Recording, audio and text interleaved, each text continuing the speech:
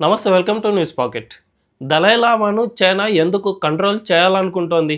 అసలు దలైలామా అంటే ఎవరు? ఆయనను ఎలా గుర్తిస్తారు? దలైలామాను తామే గుర్తిస్తామని చైనా ఎందుకు అనుకుంటోంది? ఆయనను కంట్రోల్ చేస్తే చైనాకు వచ్చే లాభం ఏంటి? ఇప్పుడు చూద్దాం. దలైలామా అంటే బౌద్ధుల ఆధ్యాత్మిక గురువు. రీసెంట్గా ఆయన కొన్ని వ్యాఖ్యలు చేశారు. తనకు సక్సెసర్ ఉంటాడని, తాను మళ్ళీ పుడతానని చెప్పారు. తాను చనిపోయిన తర్వాత తన వారసుడిని గుర్తించే ప్రక్రియ పూర్తిగా గార్డెన్ ఫుడ్ రన్ ఫౌండేషన్ మాత్రమే చూసుకుంటుందని, దీంట్లో చైనా వేలు పెట్టడానికి హక్కు లేదని అన్నారు. దీంతో చైనాకు చాలా కోపం వచ్చేసింది. తన ఆమోదముద్ర లేకుండా దలైలామా వారసుడిని ఎంపిక చేయకూడదని చెబుతుంది. అంతేకాకుండా తమ చట్టాలకు అనుగుణంగా చైనాలోనే ఈ సెలక్షన్ చేయాలని చెబుతోంది. దీనిపై దలైలామా కూడా స్పందించారు. ఈ సెలక్షన్లో చైనా జోక్యాన్ని ఒప్పుకునేదే లేదని స్పష్టం చేశారు. చైనా అవతల జన్మించిన వ్యక్తే తన వారసుడిగా ఉంటాడని ప్రకటించారు. ఇదిలా ఉండగా ఈ అంశంపై భారత్ కూడా స్పందించింది, చైనాను తప్పుపట్టింది. టిబెటన్ ఆధ్యాత్మిక గురువులకు తప్ప మరెవ్వరికీ దలైలామాను నిర్ణయించే అధికారం లేదని స్పష్టం చేసింది. ఇది పూర్తిగా మతపరమైనదని, దీంట్లో ఎటువంటి రాజకీయాలు చేయకూడదని మన కేంద్ర మంత్రి కిరణ్ రిజిజు వార్నింగ్ ఇచ్చారు. అసలు దలైలామా అంటే ఎవరు చూద్దాం. దలైలామాను బుద్ధుడి అవతారంగా భావిస్తారు. హిందువులు, జైనుల మాదిరిగానే బౌద్ధులు కూడా పునర్జన్మను విశ్వసిస్తారు.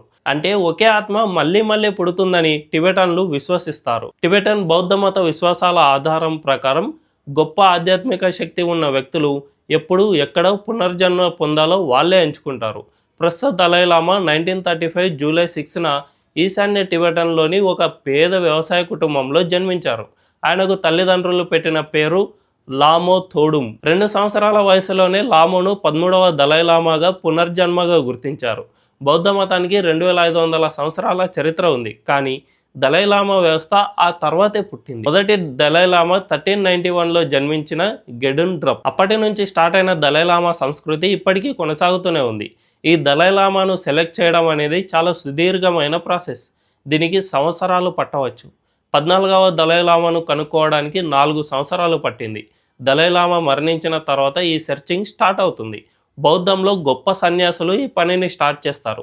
దలైలామా ఎప్పుడైతే చనిపోయారో అదే టైంలో పుట్టిన పిల్లవాడి కోసం వెతుకుతారు. దీనికోసం వాళ్ళు సంకేతాలు, ఆధారాలను ఉపయోగిస్తారు. ఎవరైనా సన్యాసికి బాలుడి గుర్తింపుపై కళ రావచ్చు. దలైలామా అంత్యక్రియల నుంచి వెలువడే పొగ ఏ డైరెక్షన్లో ఉంటే ఆ డైరెక్షన్లోనే నెక్స్ట్ పుడతారని భావిస్తారు. ఈ ప్రాసెస్లో ఎవరైనా బాలుడిని గుర్తిస్తే అతన్ని పరీక్షిస్తారు. అతనికి చాలా వస్తువులు చూపిస్తారు. చివరికి దలైలామాకు చెందిన వస్తువులను అతను తీసుకుంటే అతడే మ్యాక్సిమం అయి ఉండొచ్చని భావిస్తారు. బాలుడిని పూర్తిగా చెక్ చేసిన తర్వాత అతడే కరెక్ట్ అని అందరూ అనుకుంటే అప్పుడు అతన్ని దలైలామాగా ఎంపిక చేస్తారు. ఆ తర్వాత బాలుడికి కొన్ని ఇయర్స్ మతపరమైన శిక్షణ ఇచ్చి దలైలామాగా ప్రకటిస్తారు. ఇప్పటి వరకు 2 దలైలామాలు మాత్రమే టిబెట్ బయట పుట్టారు. వీరిలో ఒకరు మంగోలియాలో పుట్టగా మరొకరు ఇండియాలోని నార్త్ ఈస్ట్ స్టేట్లో పుట్టారు. మరి ఈ ప్రక్రియలో చైనా ఎందుకు జోక్యం చేసుకుంటోంది చూద్దాం. 1950 ముందు వరకు టిబెట్ ఒక ఇండిపెండెంట్ కంట్రీగా ఉండేది.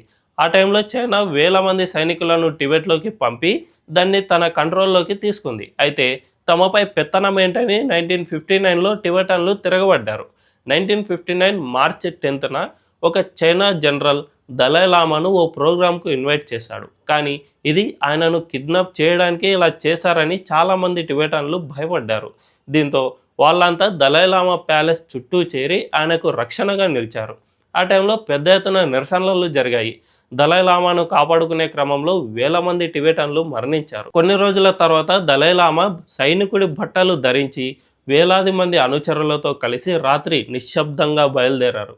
హిమాలయాల మీదుగా 15 రోజుల ప్రయాణం తర్వాత ఆయన భారత సరిహద్దుకు చేరుకున్నారు. అప్పటి నుంచి ఇండియాలోనే Tibetan government in exhale start చేసి ఇక్కడి నుంచే టిబెటన్లను నడిపిస్తూ ఉన్నారు. అయితే దలైలామా తమ కంట్రోల్లో లేకపోతే టిబెట్ తమ కంట్రోల్లో ఉండదు. ఎంత ట్రై చేసినా ఎప్పుడో ఒకసారి ఆ దేశం తిరుగుబాటు చేసే అవకాశం ఉంది. అందుకే దలైలామాను ఎలాగైనా తమ కంట్రోల్లోకి తీసుకోవాలని చైనా ట్రై చేస్తుంది. ఇప్పుడున్న దలైలామా చైనా మాట అస్సలు వినడం లేదు. తమ మతంపై ప్రభుత్వం పెత్తనాన్ని అస్సలు ఒప్పుకోవడం లేదు. తమకు నిజంగానే ఇండియానే ఫ్రెండ్లీ నేషన్ అని అంటూ ఉన్నారు. చైనాను అస్సలు నమ్మలేమని ఇప్పటికే స్పష్టం చేశారు. అయితే దలైలామా చనిపోతే నెక్స్ట్ వచ్చే దలైలామా మాత్రం తమ వాడినే సెలెక్ట్ చేయాలని చైనా చాలా ట్రై చేస్తోంది. దానిపై 2007లోనే చైనా కొన్ని కొత్త రూల్స్తో కలిపి ఒక ఆర్డర్ను రూపొందించింది. ఇది దలైలామా సెలెక్షన్ను తమ కంట్రోల్లోకి తెచ్చుకునేందుకని తెలుస్తోంది. అందుకే ఈసారి దలైలామా పుడితే చైనా బయటే పుడతాడని ఇప్పుడున్న దలైలామా చెబుతూ ఉన్నారు. దీంతో ఎంత వెతికినా బయట దేశాల్లోనే వెతకాలే తప్ప చైనాలో వెతకడానికి అస్సలు వీలుండదు. అప్పుడు చైనా జోక్యానికి కూడా చెక్ పడుతుంది.